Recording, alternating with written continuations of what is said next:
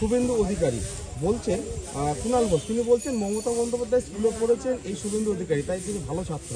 কি বলবেন? শুভেন্দু অধিকারী আমাদের অত্যন্ত সিনিয়র লিডার, কিন্তু তার সাথে কুণাল বাবুর পুরো কথাটা আমি অত্যন্ত পজিটিভভাবে লিখছি। তার কারণ হচ্ছে উনি বলেছেন সুকান্ত মজুমদার বিজেপির নবজাতক, এই শব্দটা ব্যবহার করেছেন।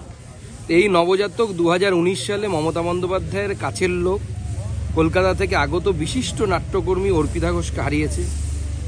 এবার আমার বয়স তত বছর রাজনীতিতে কাজ করা, রাজনৈতিক অভিজ্ঞতা সম্পন্ন মমতা বন্দ্যোপাধ্যায়ের কাছ থেকে শুভেন্দুবাবুর মতোই ট্রেনিং নেয়া, বিপ্লব মিত্রকে 4 বার মমতা বন্দ্যোপাধ্যায় 4টি বিধানসভায় সভা করা, অভিষেক বন্দ্যোপাধ্যায় এসে 2টি বিধানসভায় সভা করার পরেও জেতাতে পারেনি।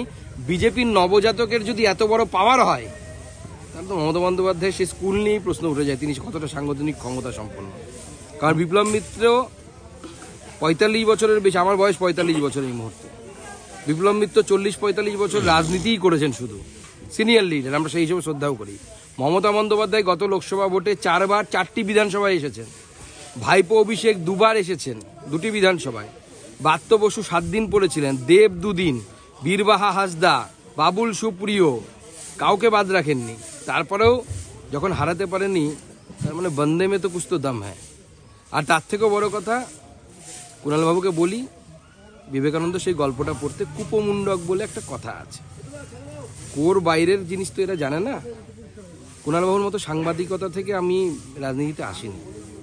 ভারতবর্ষের নয়, পৃথিবীর এই যুগে সংগঠন শাস্ত্রের সর্বশ্রেষ্ঠ যে সংগঠন, সেই সংগঠনে 22 বছর কাজ করে এসেছি। সেই জন্যই বিজেপির নবজাতকের কাছে তৃণমূল হারছে, আবার হারবে।